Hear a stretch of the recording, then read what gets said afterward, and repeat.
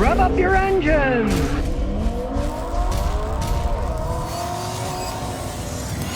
Now, with the coronavirus and car rentals off at airports, some people were playing the Hertz stock, thinking that, oh, it's going to come back as a comeback stock. Well, if you take my advice, I wouldn't advise doing that. Now, a lot of people mess with what's called these bankruptcy trades, and for a short period of time, it went from 82 cents a share to 5.50. But now it's back down to 70 cents again. My advice is, don't invest in this stuff. Dead plays. I doubt if they'll ever come back to anything that they were near before. It's going to be a long time before the airports get full of people. They're renting cars there. And who knows what the picture is going to be like then. Maybe everybody's going to start Ubering. I remember years ago, I went to Boston, and they hit me for like almost $700 for renting a car for 5 days. And it was a crappy little Nissan Sentra. I should have just Ubered, because the Uber from there to my son's house outside of Boston was only going to be like $70. I should have just done that back and forth. He's got 3 cars at his house. I could have used one of his cars. They're shooting themselves in the foot by charging people too much money. But, you know, that's capitalism for you, because we were thinking about flying to Buffalo the other day, and they're going to charge us $500 to rent a car for 3 days. I guess it's like the last gasp of these guys, that they're going to try to really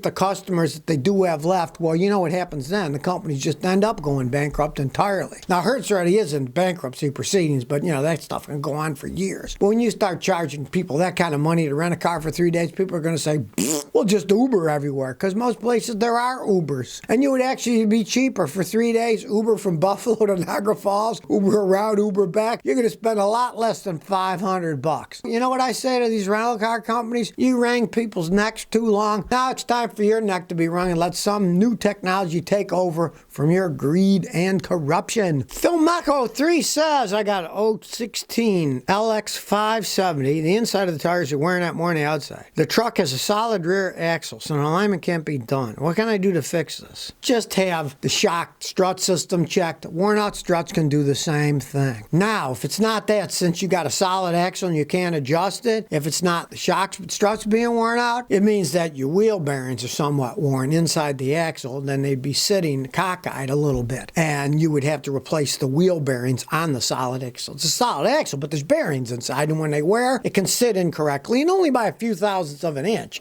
You're not going to really notice it, but then the tires will wear out. It could very easily be the struts and shocks, but if not, it would have to be the wheel bearings that are wearing out, because then it starts to sit weird, because they're no longer perfectly straight. They're worn, and they got some play, and it makes the tires wear too. West 711 says, I got an 09 Camry 2.4 liter 5-speed automatic transmission with 460,000 miles. When I remove the oil filler cap, I get a lot of pressure blowing out. Now, is this an indication of lost compression? Now, should I rebuild the engine? What do you think I should do? They all give out a little pressure, but I mean, let's face it, you got a lot of miles. You got 460,000 miles. My advice is just add oil as it burns and keep driving it. See how long it lasts. From my experience, hardly anybody really rebuilds those engines correctly. They're very complex. The parts cost a fortune. The cams cost a fortune. Everything cost a fortune. Hardly anybody ever rebuilds them. I've never seen a guy actually rebuild one correctly. On the other hand, the Japanese have strange laws about cars get old. You got to pay all these extra taxes. You can get used engines from Japan. I had a guy down the street the other day, bought one for $500, paid a guy $600 to put it in. Runs like a top. Engine probably had 30, 40,000 miles on it from Japan. That's what you'd want to do is, when it does break, buy a used engine from Japan and have it installed. Have generally low mileage. Japan's a small country. They don't drive that many miles. They, a lot of times, take the train back and forth to work, so there's a lot of good low mileage engines that they import into the United States. I would do that. But I'd wait until it broke. What the heck? Who knows how long it'll last? Ethnic 101 says, I'm looking at buying one of 2 Toyota Prius plug-ins. 2013 or 2015. I'm hoping the Blue Driver will stop me from having any of these cars tested at the Toyota dealership. Maybe I can do it all by myself with the Blue Driver. For $99, they do an awful lot. They can't test all those hybrid systems. Even my $5,000 scanner that I use as a professional mechanic, I'll tell it's very good, but it can't test all those hybrid systems. The only thing that's going to test those systems is a Toyota dealer scan tool. That is it, period. The mechanic, if he had that stuff, he would have to subscribe to the Toyota website every year, get that information, have the scanner that goes with that information, plug it in, and work on them and be able to understand all that data, because they are 10 times more complex than a normal car. And you get some good ideas, but when you're going to buy a car like that, you would really want the battery tested. And the only way the battery can be truly tested is by a really high level one. And that, just testing the battery itself takes an hour. You plug the laptop in, it does a bunch of tests that tells you the condition of every single cell in the battery, so you know what shape it's in. That, you got to pay for that. The Blue Driver's only 99 bucks. It does a lot. It'll tell you,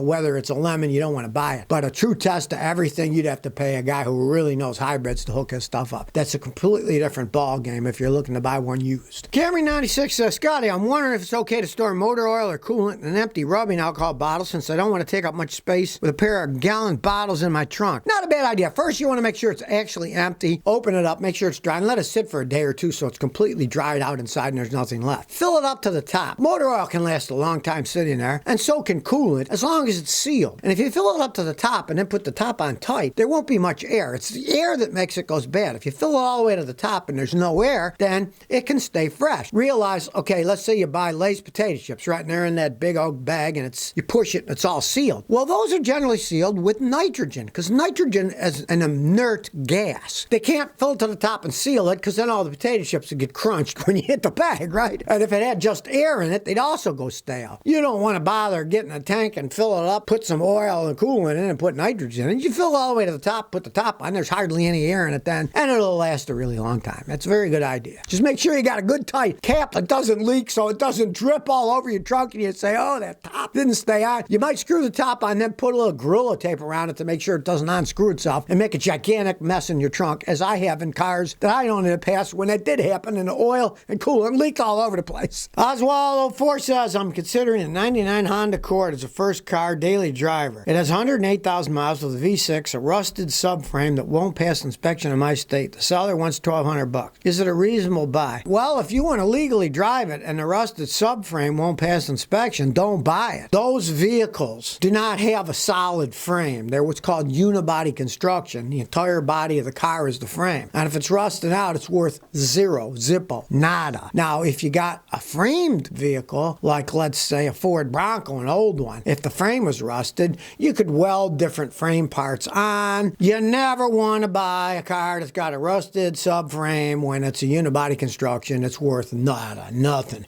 Especially if you live in a state that won't pass inspection. The car's worth nothing. I mean, if you live somewhere where they didn't inspect it and you're gambling and it's not bad, maybe there's holes in it, but it's structurally sound, go ahead and drive it around. But I wouldn't pay $1,200. I'd give them $500 for it. Once the frame's rotted, unless it's just a place where you don't care, that you're just using it as a knock-around car. I mean, when I was a kid, we had a 53 Ford. Inside back passenger, you could stick your feet through it. If you wanted on the ground, you had to keep your feet up. It's not that great of an idea, but it was still structurally sound enough. But see, that was a 53 Ford that had an actual frame. So the frame was still there, even though some of the body was rotten out. This case, nah, don't even buy it. Well, here's an interesting one. Sergey Brin, who's like the 9th richest man in the world, something like that. He has an airship company called LTA Research and Exploration, and he wants to make a huge blimp that's powered by hydrogen fuel cell electric motors. Now, of course, everybody thinks of blimps in the Hindenburg, and it was hydrogen that started on fire. Well, that was the whole lighter than air ship was making it float up in the air. His is a different idea, that they're using hydrogen fuel cells to generate electricity to run the electric motors to fly the blimp around. He said it's going to be a 1.5 megawatt hydrogen propulsion system. That's a lot of power. Now, the reason they do this is because they're lighter than lithium-ion batteries and they're also cheaper. He wants to make these giant blimps to go around the world for disaster areas because, of course, they can land anywhere and they can carry stuff around. They say it'll have 12 electric motors and be able to carry 14 people in cargo. They're not going to be using hydrogen for the blimp itself. They use helium for any blimps nowadays. So it won't be like the Hindenburg. It won't be hydrogen blimp with hydrogen fuel cells. It will be a helium blimp with hydrogen fuel cells providing the power. Like I've said, these hydrogen fuel cells, they make a lot more sense when it comes to moving things than lithium-ion batteries that weigh a ton, especially if you got something you want to float up in the air. The less they weigh, it's a real big deal there. You get too heavy, it won't float up in the air. Now, of course, we're not going to be riding around these things ourselves, but it can make a good emergency device for getting wherever you want to go. They're slow, they don't go that fast, and of course they're pummeled by the winds, so I guess it would be good after the hurricane release, not during the hurricane relief, because it's no good in the wind, those blimps. But to come in an area after this disaster, not that bad of an idea, you know?